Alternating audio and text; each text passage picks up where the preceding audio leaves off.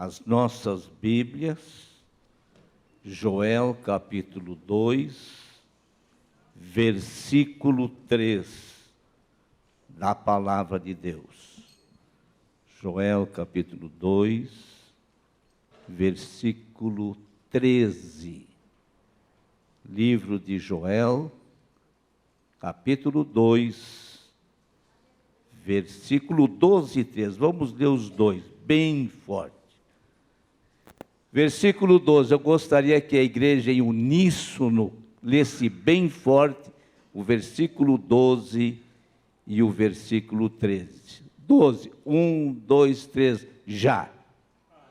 Ainda assim, agora mesmo diz o Senhor, convertei-vos a mim de todo o vosso coração, e isso com jejuns e com choro e com pranto.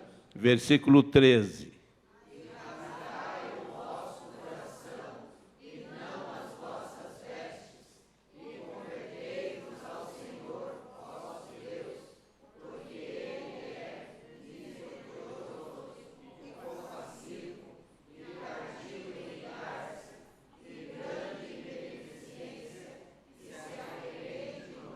Amém. Podeis sentar-se. A mensagem que nós vamos falar é esta: rasgai o coração e não as vestes, e convertei-vos ao... Todos juntos. Convertei-vos,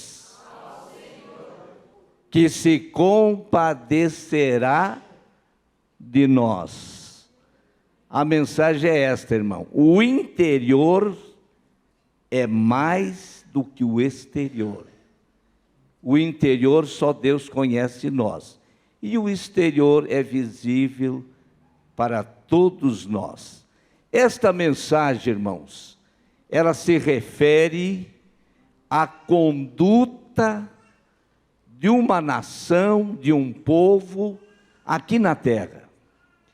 Esta nação, a nação de Israel, pecou, fez tudo aquilo que não agradara ao Senhor.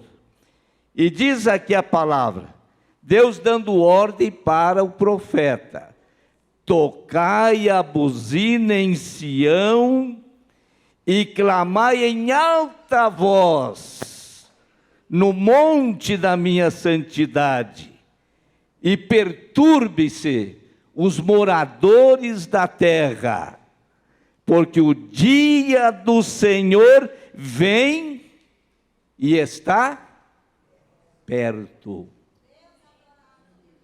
O dia do Senhor vem e está perto. Já no começo, irmãos, eu quero fazer uma retrospectiva aqui da conduta do homem sobre esse planeta Terra. Muitos hoje estão dizendo assim: não há Deus. E o diabo está incutindo na mente de milhares que Deus já morreu, que Deus não existe e que tudo está por conta. Mas como o diabo é mentiroso e pai da mentira, nós temos a palavra de Deus, que é fiel, que é verdadeira, que não muda e permanece fiel. Passará os céus, passará a terra um dia, mas esta palavra não vai passar. E olhando para a situação do homem, lá no começo, nós olhando aqui a Bíblia, irmãos, nós vamos encontrar no começo da humanidade um quadro bem triste e desolador. E viu o Senhor que a maldade do homem se multiplicara sobre a terra, e que toda a imaginação e o pensamento do seu coração era má contínua. continuamente. E Deus diz assim: destruirei de sobre a face da terra o homem que criei. Desde o homem, até o animal, até o réptil, até a ave dos céus, porque me arrependo de haver feito o homem.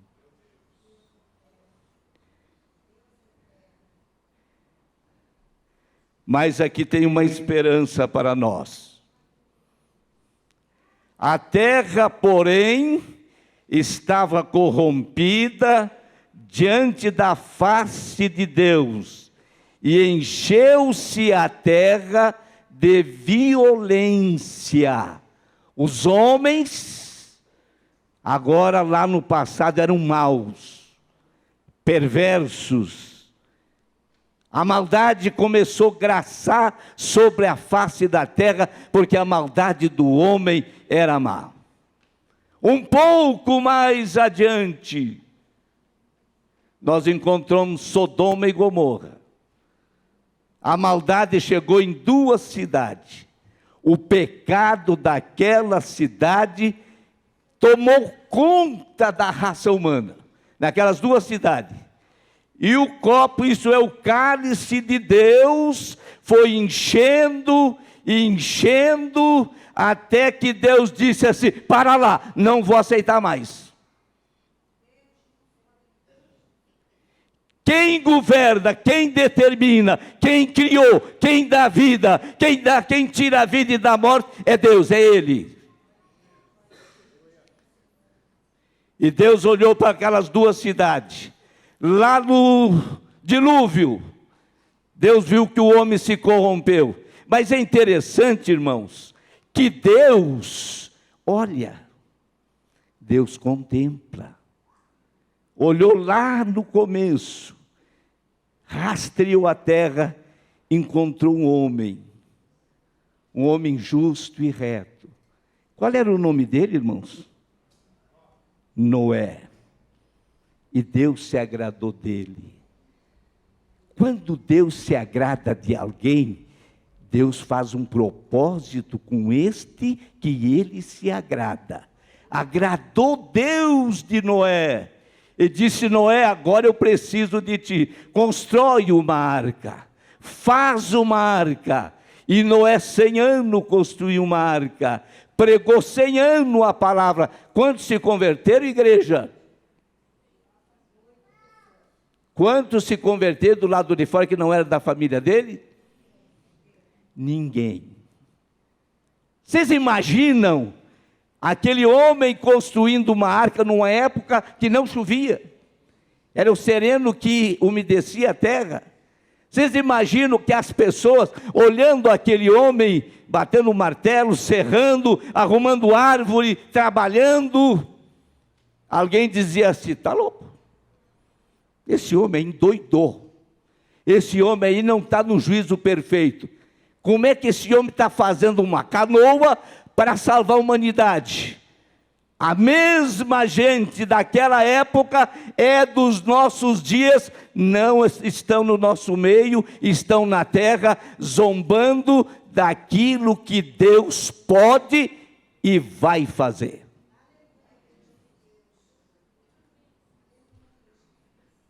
Lá em Sodoma e Gomorra, Deus disse: vou destruir essa cidade. O cálice está derramando e eu não vou aceitar mais. Mas Deus novamente olha para a cidade, rastreia a cidade, porque os irmãos sabem que Deus tem um GPS também, melhor que o dos homens. Às vezes o GPS dos homens fica meio caduco, de Deus não. A gente põe para colocar uma cidade, uma coisa, e ele nos põe em caminho errado. Mas o de Deus não. Deus localiza, Deus conhece, Deus sabe aonde cada um de nós que estamos aqui, aonde nós moramos, o que pensamos, as nossas atitudes, os nossos pensamentos, tudo está visível na presença deste Deus. Mas Deus, olhando lá para Sodoma e Gomorra, quem é que ele achou lá?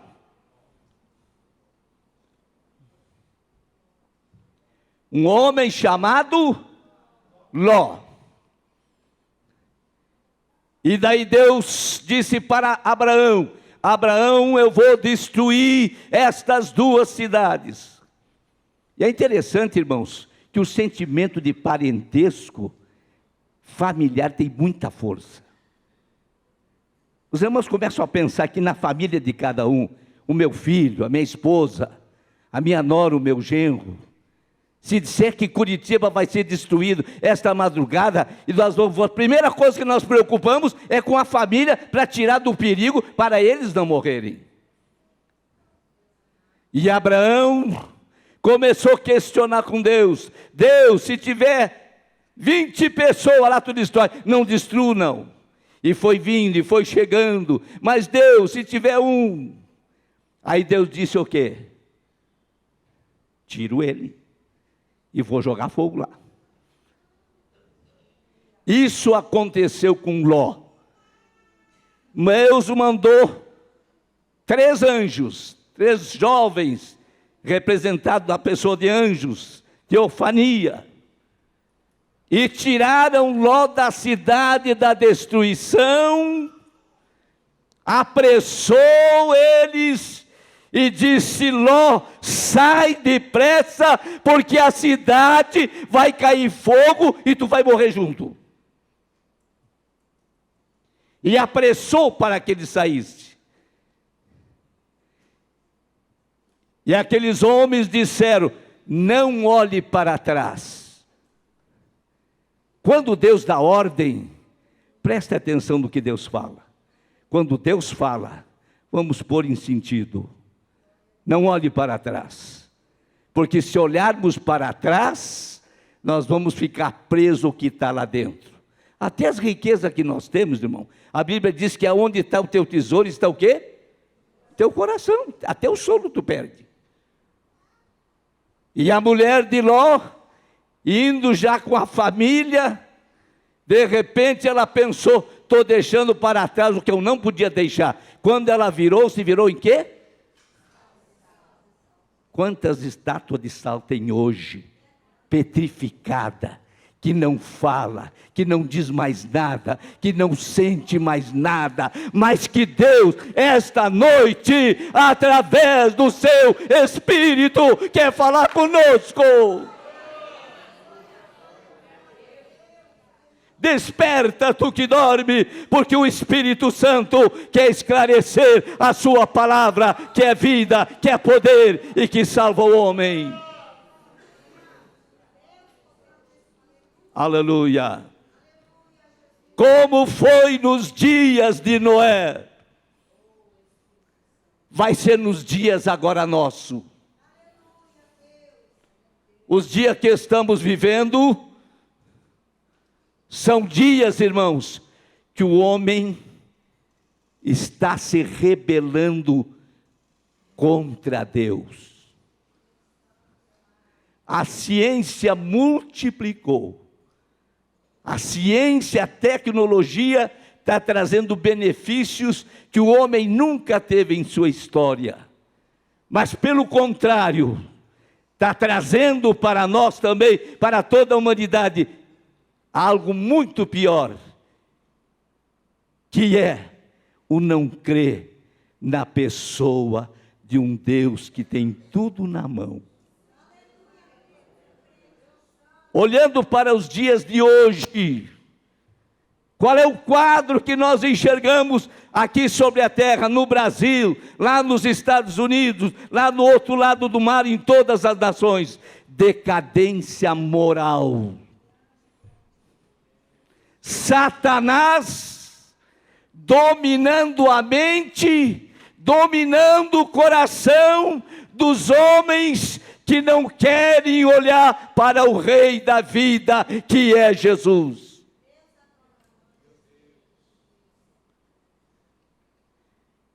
E o pior não é isso. Dentro das igrejas está se levantando uma classe de incrédulos, que não creem em qualquer coisa.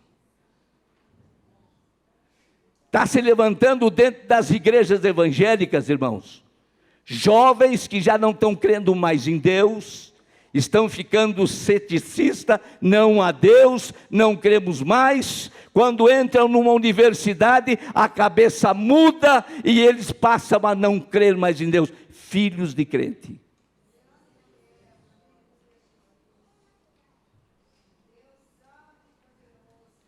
E este tempo presente, vamos olhar para o Brasil. Um comando nacional corrupto rouba o dinheiro público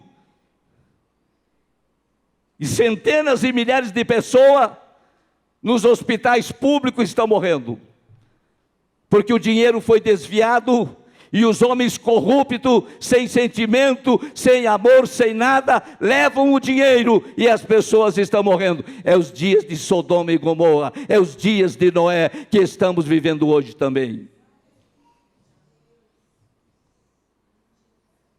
A família, por sua vez, está desaparecendo. Sabe por quê, irmãos? Porque o diabo, o príncipe deste século, está cegando o entendimento dos homens para que não creiam, para que não obedeçam a palavra de Deus que é poderosa.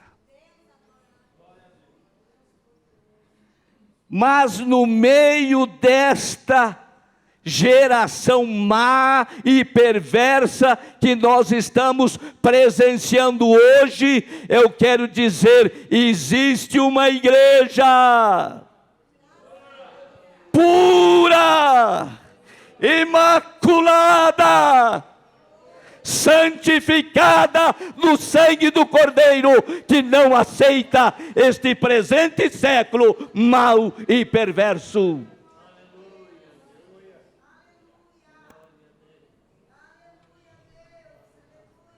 O diabo vai destruir esta igreja, irmãos? Respondam bem forte. O diabo vai destruir a igreja de Jesus? Não vai, sabe por quê? Porque esta igreja foi comprada com o preço de sangue. Sangue derramado ali na cruz. Um Deus desceu do céu, veio como missionário. Nasceu numa madrugada, um coral de anjo cantou a sua chegada, e homens que estavam lá nos campos, pastores, vieram adorar ao rei que nasceu. E esse rei está aqui esta noite. Esse rei está presente aqui esta noite. Esse rei é poderoso. Esse rei, ele salva, perdoa e liberta o homem do pecado.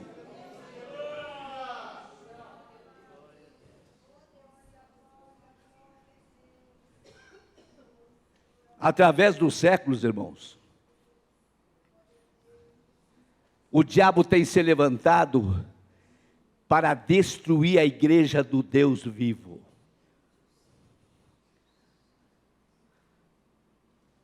Agora mesmo, nesse momento que estamos falando,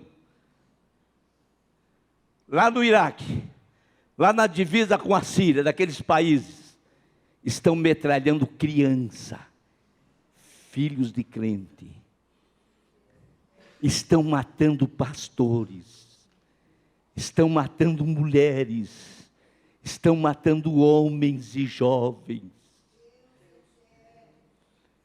Que o diabo encarnado desses islâmicos perverso e mal, que usam a lei para matar. Mas chego para o cristão e diz: tu renuncias de Jesus, tu não morre. Tu abandona esse Jesus, tu vai viver agora. Pode matar que eu não abandono.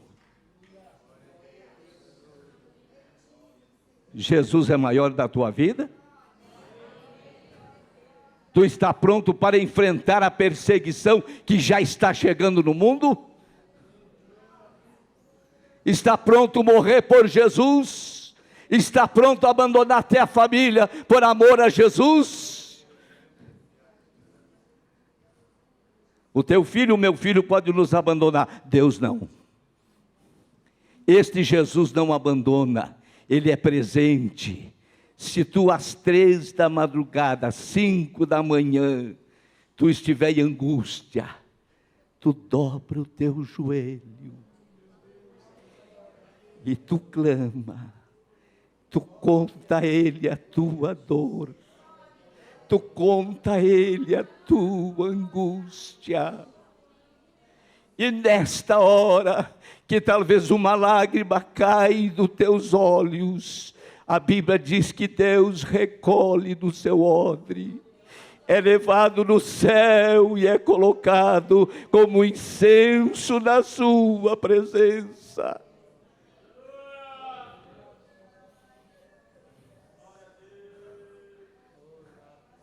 Na palma da minha mão eu te tenho. Da minha mão ninguém rouba a sua igreja. Que a nossa fé se fortaleça a cada vez mais na presença do Senhor. Glórias a Deus, glórias a Deus. O versículo que lemos diz assim: rasgai o vosso coração e não as vossas vestes. Glória a Deus.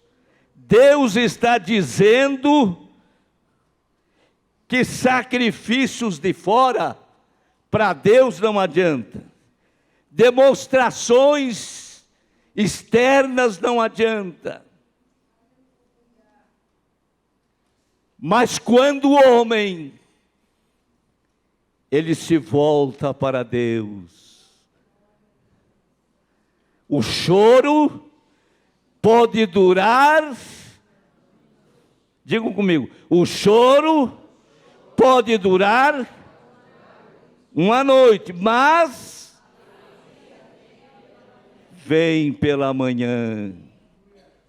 Se você está chorando, talvez não precisa ninguém ver o que tu está chorando,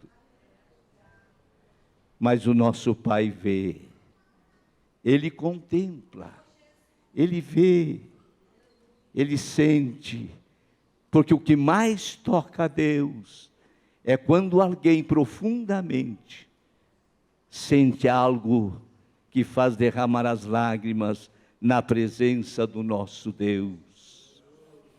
Glória a Deus. A Bíblia nos diz que uma coisa nos coloca em pé na presença de Deus: é a nossa fé, é crer, confiar de que esse Deus que tu serve, você não serve uma religião, você não serve uma instituição religiosa que está cheio hoje na terra. Instituições poderosas, com CNPJ, com tantas coisas que representa perante os homens e é respeitado. Mas Deus olha para nós e enxerga em todos nós homens pecadores que merecemos nada. Mas Ele olha em você, olha em mim, enxerga em nós o sangue do Cordeiro. E na hora que Ele enxerga este sangue, você está firmado na rocha. Você é inabalável, você não recua, você é um servo de Deus que teme ao Senhor, que se desvia do mal e está olhando para Jesus, autor e consumador da nossa fé. A tua fé é vitoriosa. Bendito seja o nome do nosso Deus. A alegria, a esperança, a pureza e a santidade são coisas que na vida do cristão tem que ser forte. Estavam me dizendo esses dias: olha, pastor, se começar a pregar a santidade da igreja, começar a pregar contra o pecado, olha, o povo aí vai embora. Porque hoje eles querem mensagens, aquelas mensagens que nós vamos ficar ricos, que não vai faltar nada, mensagens animadoras, mensagem que mexe no nosso ego, e nós pulamos, nós gritamos, porque toca a nossa vida, porque são mensagens motivadoras. Jesus disse uma coisa muito importante: aqueles que me conhecem, a minha voz, me seguem. Aqueles que conhecem a voz do pastor, seguem após ele. No dia do arrebatamento da igreja, a igreja de Jesus vai ser arrebatada completa. E vai se perder somente os filhos da corrupção, os que amam a mentira. Vocês peguem lá no capítulo 21, vamos ver lá para vocês verem, de Apocalipse, quem não vai entrar no céu. Glória a Deus. Ficarão de fora. Glória a Deus. O irmão, a irmã que achou, me ajudem aí. Glória a Deus, glória a Deus.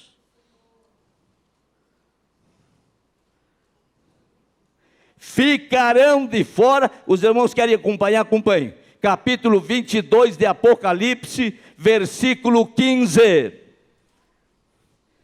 Põe lá no Data Show, a igreja vai repetir comigo aqui.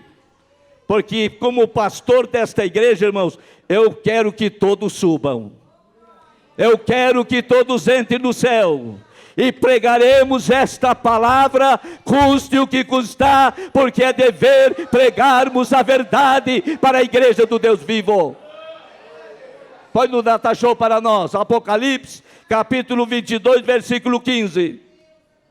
Vamos recitar todos juntos. A igreja bem forte vai recitar. Ficarão...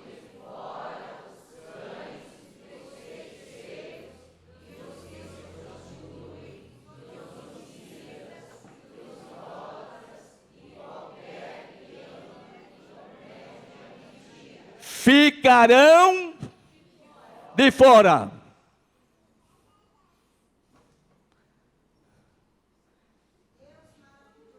Deus está preparando um povo santo, zeloso, de boas obras, cujas vestimentas estão alvejadas no sangue do Cordeiro.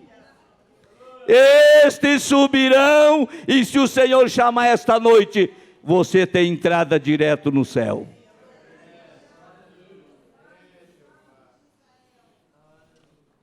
Glória a Deus, glória a Deus. Rasgai o vosso coração. O profeta reivindica corações contritos, quebrantados e corações voltados para Deus. Aleluia. Nós temos um exemplo na Bíblia, irmãos, que os irmãos conhecem bem. É o Salmo 51. É o Salmo de Davi. Davi era um rei. E este homem rei era um rei temente a Deus, que obedecia a Deus. Mas num determinado dia ele estava em ociosidade, lá na parte superior do palácio do rei. Ele olhou para uma mulher, porque olhar, irmãos, não é pecado. O pecado é olhar e cobiçar. Cobiçou, desejou. Desejou, pecou. Olhar não é pecado. Vou dizer bem forte aqui para vocês entenderem. Olhar não é pecado. É pecado olhar, cobiçar, desejar e pegar. Adúltero não vai entrar no céu. Mentiroso não vai entrar no céu.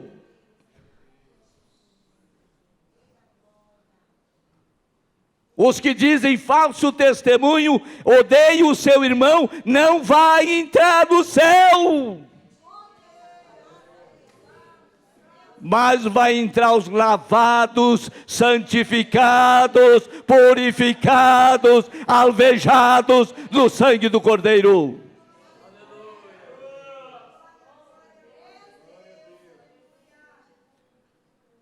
Custa o que custar, nós temos que pregar a palavra, irmãos.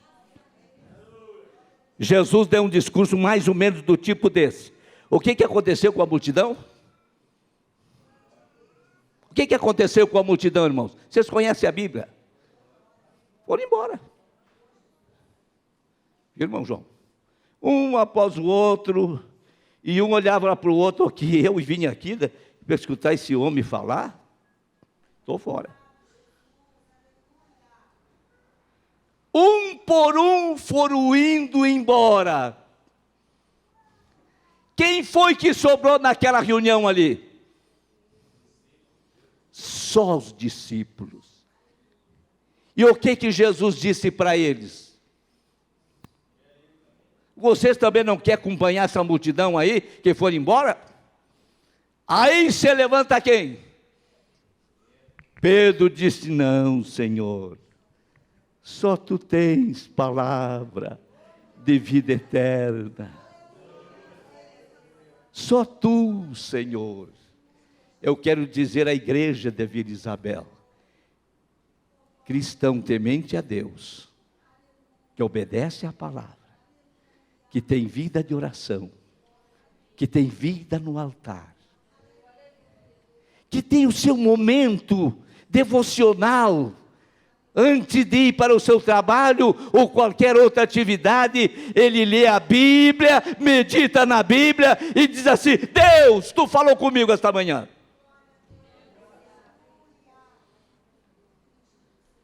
Eu vou ser bem claro para os irmãos, a depressão é o mal deste século, mas quem está na mão de Deus não tem depressão. Se alguém tem depressão aqui, faça o que a Bíblia manda. Ore a Deus. Cante louvores. Adore ao Rei dos céus. Bendiga o seu nome. Exalte o seu nome. Porque a glória de Deus cairá sobre você. E você sentirá a presença do Espírito do Senhor.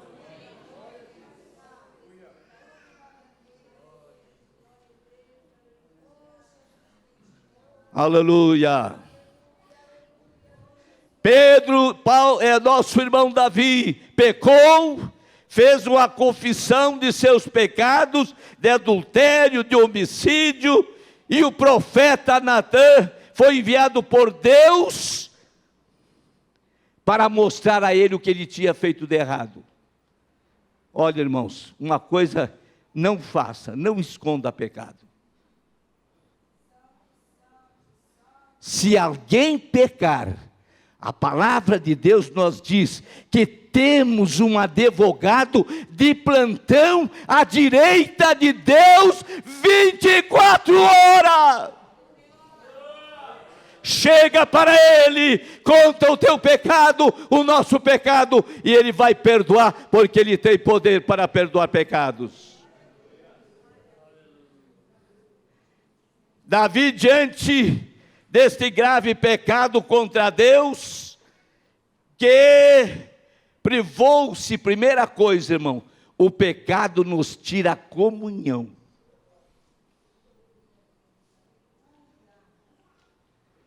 Se a pessoa olhar uma coisa impura, na mesma hora, parece que desliga a comunhão com Deus, e ele fica desprovido de comunhão. E mais uma coisa, irmãos, Quando sai a nossa comunhão com Deus, com o Espírito Santo, nós sentimos envergonhados.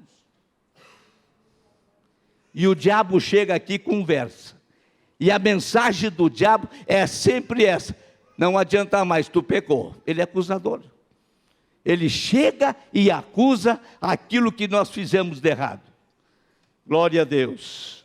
Mas o nosso irmão Davi, irmãos, ele clamou a misericórdia de Deus. E ele disse assim: cria em mim, ó Deus, renova em mim um coração reto, um coração puro. Dá-me novamente uma coisa que ele perdeu: a alegria da salvação. E conserva em mim, ó Deus, o desejo de eu ser voluntário, de eu ser obediente, de eu me aproximar de Ti. A primeira coisa, irmãos, quando o homem se arrepende, Deus se volta para ele. Eu fico pensando, um profeta, Manassés, foi o pior rei, o mais perverso da história de Israel. Pecou, ofereceu o próprio filho em holocausto aos deuses Moloque, jogou naquele deus incandescente, oferecendo o seu próprio filho. Deus invade Israel, foi levado cativo para a Babilônia, foi colocado numa masmorra, não tinha ninguém, estava ali preso. Sabe o que esse rei fez? Talvez olhou para cima e disse: Deus, Tu és cheio de misericórdia. Eu sou um coitado, agora perdi o meu reino, estou aqui só, não tenho mais nada, eu pequei, Senhor. Sabe o que Deus fez, irmãos? Tirou ele de lá e colocou lá no seu reino, e colocou de rei novamente, e abençoou aquele homem.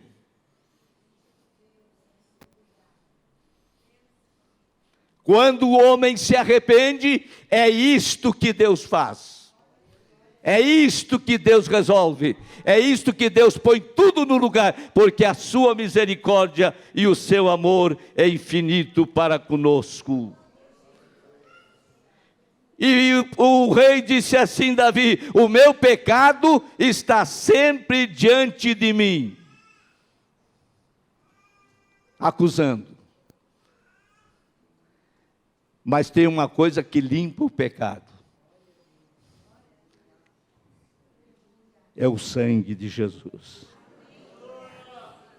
O sangue vertido ali na cruz nos limpa de todo o pecado.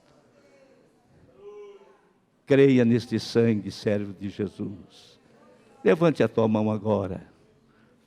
Vamos dizer comigo: Senhor, o teu sangue me purifique. Lave, Senhor, todo o meu pecado. Tira, Senhor, todo o mal que há em mim e me cobre com teu sangue. Em nome de Jesus. O Senhor, esta noite, irmãos, Ele quer abençoar, Ele quer dar alegria, Ele quer dar a paz. A palavra de Deus, ela tem que ser pregada com muito temor. Por quê? Eu estava pensando e até disse para um irmão: Satanás é o nosso maior inimigo. Por que ele é perigoso? Ele é perigoso, irmãos, porque nós não enxergamos ele. Não enxergamos. Agora, ele tem poder para entrar na nossa mente, tem poder para estar ao nosso derredor, procurando uma oportunidade para entrar em nós. Qual é as armas que ele usa para entrar dentro de qualquer cristão? Nossas palavras, e principalmente, irmão, as nossas palavras são as mais perigosas. Se nós dissermos uma palavra de maldição para alguém, estamos pecando.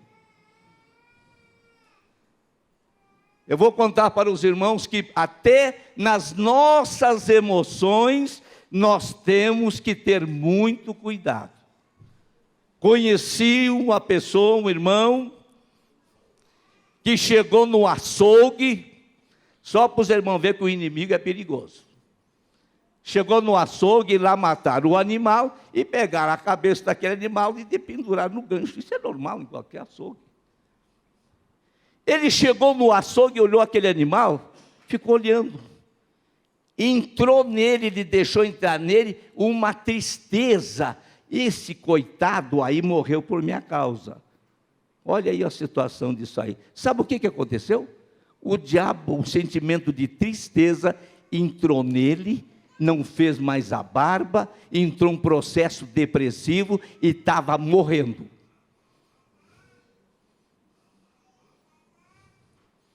Eu quero dizer à igreja esta noite, cuidado no falar, cuidado naquilo que pensamos, e cuidado nas nossas atitudes e aquilo que nós colocamos diante dos nossos olhos.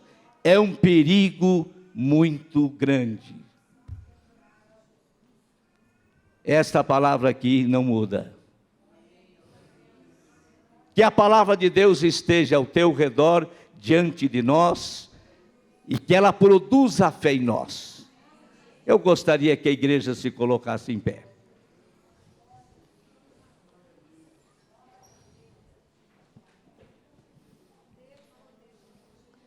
A Bíblia diz que a palavra de Deus não volta vazia.